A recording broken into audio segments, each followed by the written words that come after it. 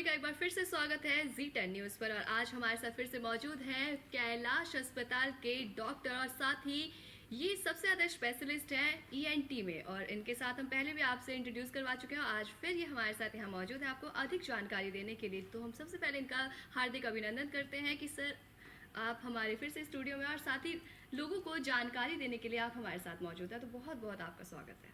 धन्यवाद। तो हम आज का जो मुद्दा है वो आम मुद्दा है, क्योंकि आजकल जो लोग हैं वो हवाबाजी में ज़्यादा रहते हैं और कुछ भी करने से पहले वो नहीं सोचते कि इसका दुरुपयोग मतलब इसका उपयोग करने से हमारे साथ क्या दुष्परिणाम होगा और साथ ही हमारी बॉडी में क्या क्या चीज़ें खराब हो सकती हैं। तो आज का जो टॉपिक है वो है कैंसर का, और कैंसर कहीं और नहीं बल्कि मुंह के कैंसर का, क्योंकि लोग खाते पीते टाइम ये नहीं समझते कि उनका आगे प्रभाव क्या पड़ेगा उन पे।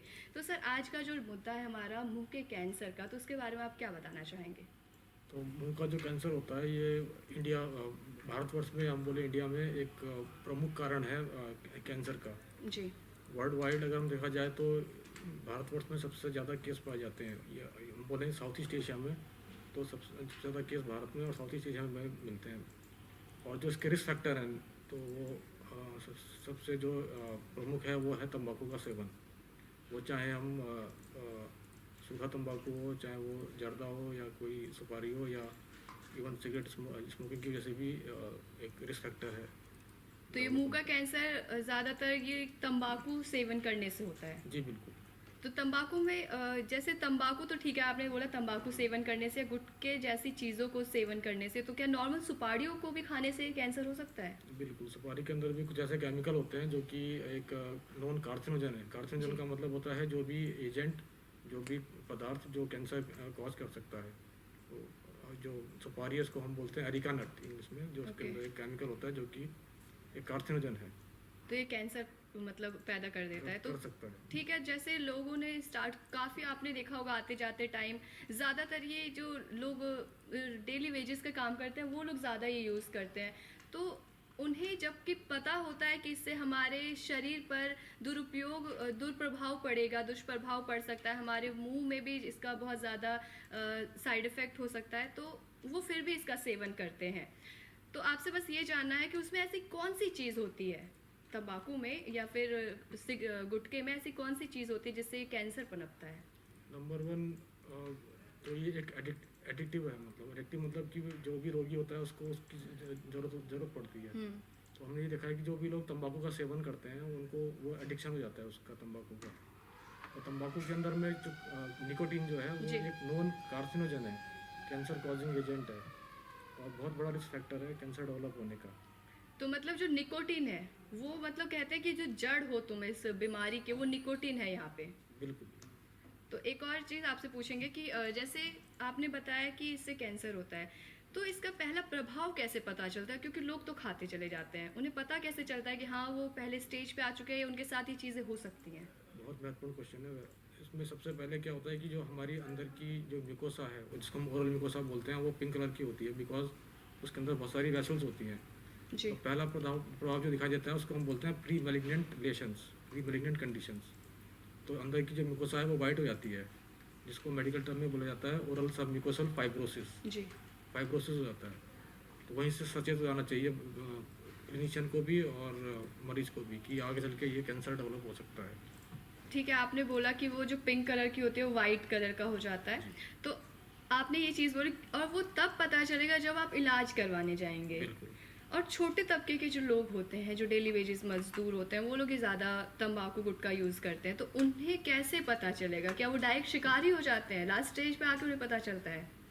बिल्कुल, जब पेशेंट पहुंचते हैं ऑलरेडी जो है वो बीमारी बढ़ चुकी होती है। कुछ सिम्टम्स होती है जो बाहर दिखाई देती है? जी, मुंह के अंदर छाला होना, जो कि छाला भर ना रहा हो, नंबर 1। नंबर 2, गले में कुछ गांठ हो जाना। गले के अंदर? बाहर, गले के बाहर की तरफ। अच्छा, बाहर की तरफ गांठ हो जाना, है ना? तो ये सिम्टम्स होते हैं? ये सिम्टम्स होते हैं। और कुछ ऐसा भी सिम्टम्स होता है, मतलब जैसे आपने बताया कि मुंह के अंदर छाले होना, गले के अंदर गांठ, गले के बाहर गांठ हो जाना, इसके अलावा कोई बॉडी में ऐसी सिम्टम्स होती है खाने पीने को लेकर के? बिल्कुल बिल्कुल। सिग्निफिकेंट वेट लॉस, मरीज का जो वजन है वो बहुत ज़्यादा कम हो जाता है। हम बोलते हैं कि कम से कम 10 किलो वजन कम हो जाता है एक साथ। तो शरीर में वजन का कम होना 10 केजी से ज़्यादा, वो एक बॉडी के अंदर कैंसर को डेवलप करने जो लगता उनका है। दर्शाता है। नंबर 1। नंबर 2, पेशेंट की अचानक भूख कम हो जाती है, या खाना निकलने में दिक्कत होना, तो मतलब ये एक तरीके से मन नहीं करता है मन नहीं खाने करता का। है। अच्छा, छाले से खून का निकलना, रिसाव होना, ये भी एक साइन है कैंसर डेवलप होने का। अच्छा, जो आपने बताया ये सब साइंस हैं कि साइन आते हैं कि आपको खाना नहीं खा पाते हो या मन नहीं करता, साथ ही आपका वेट लॉस हो जाता है बहुत जल्दी। और एक और महत्वपूर्ण चीज़ आपसे पूछूंगी कि कई लोगों के यहाँ पे चीज़ें कुछ मतलब मुंह के पास से जो चीज़ें ऐसे निकलती हैं वो कुछ फुंसियों के टाइप में, तो वो भी क्या कैंसर के सिम्टम्स होते हैं अगर लोग गुटखा खा रहे हैं तो? नहीं, अगर नॉन रिस्क फैक्टर है, पेशेंट बहुत लंबे टाइम से गुटखा या तंबाकू का सेवन कर रहा है, तो ऑब्वियसली कोई भी अल्सरेटिव लेशन जो कि हील ना हो रहा हो, जी। जो बढ़ ना रहा हो, तो उसके लिए हमें तुरंत उसके ऊपर सचेत हो जाना चाहिए कि ये कैंसर डेवलप होने के इसके अंदर चांसेस हैं। हमको तुरंत बायोप्सी के लिए जाना है। बायोप्सी जो है वो प्रूव करती है कि ये कैंसर है कि नहीं है। ओके, तो मतलब वो प्रूफ करके देती है आपको कि आप इससे ग्रसित हो या नहीं हो। बिल्कुल। दूसरी चीज़ आपने बोला कि सिगरेट के सेवन से भी ये चीज़ होती है, तो उसमें क्या ऐसा है जिससे कैंसर हो सकता है? सिगरेट का जो धुआं होता है उसके अंदर में निकोटिन नाइट्रस कंपाउंड्स होते हैं। उसमें भी सेम तंबाकू जैसी चीज़ें होती है, निकोटीन होती है उसमें भी? होती है उसके अंदर, वो कि मुंह का कैंसर भी कर सकती है, वो लंग का भी कर सकती है, तो जी। है ना। तो सिगरेट एक बहुत इम्पोर्टेंट कॉज है कैंसर करने का। एक मैं खुद ही एक सवाल पूछना चाहती हूँ, ये मेरे साथ भी चीज़ें हुई हैं कि जब हम छोटे थे ना, तो हम कहीं भी जाते थे तो लोग बोलते थे कि सिगरेट के धुएं से दूर रहना, क्योंकि जो पीता है उसे तो चीज़ें प्रभावित करती ही हैं, बीमारियां प्रभावित करती हैं, लेकिन उस धुएं को जो भी सूंघता है या उसके अंदर जाता है, इनहेल कर लेता है, तो उसको भी दिक्कतें होती। क्या ये सच है? बिल्कुल बिल्कुल, इसको हम बोलते हैं पैसिव स्मोकिंग, है ना। तो जो आदमी सिगरेट पी रहा होता है वो खुद को तो नुकसान दे ही रहा होता है, जो उसके आसपास के लोग होते हैं उनको भी वो नुकसान दे रहा होता है। तो जो धुआं है वो पेशेंट के अलावा जो आसपास के लोग हैं उनको भी आगे चल के कहीं ना कहीं प्रभावित कर सकता है। उससे और तरह तरह की बीमारियां हो सकती हैं, जिसमें कैंसर भी एक है। तो मतलब सिगरेट जो है, पहले तो हम ये बात कर लेंगे कि जो तंबाकू गुटखा है, तंबाकू गुटखा मुंह में खाते हैं, साइड में रखते हैं, इस वजह से मुंह का कैंसर होता है। तो सिगरेट से कैसे मुंह का कैंसर होता है?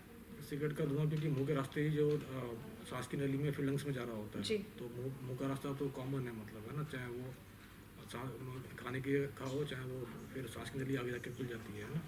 तो मुंह का कैंसर भी कर सकता है वो, और लंग्स के अंदर तो करता ही करता है, करने का एक नॉन रिस्क फैक्टर है।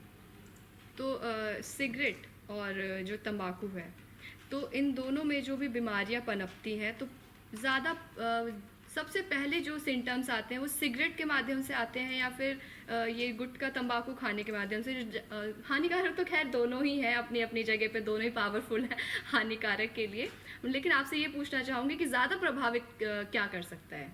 देखिए, कुछ सिम्टम दिखाई दे जाते हैं, जैसे अगर पेशेंट गुटखा खा रहा होगा तो मुंह के अंदर छाला होगा, वो दिख जाता है।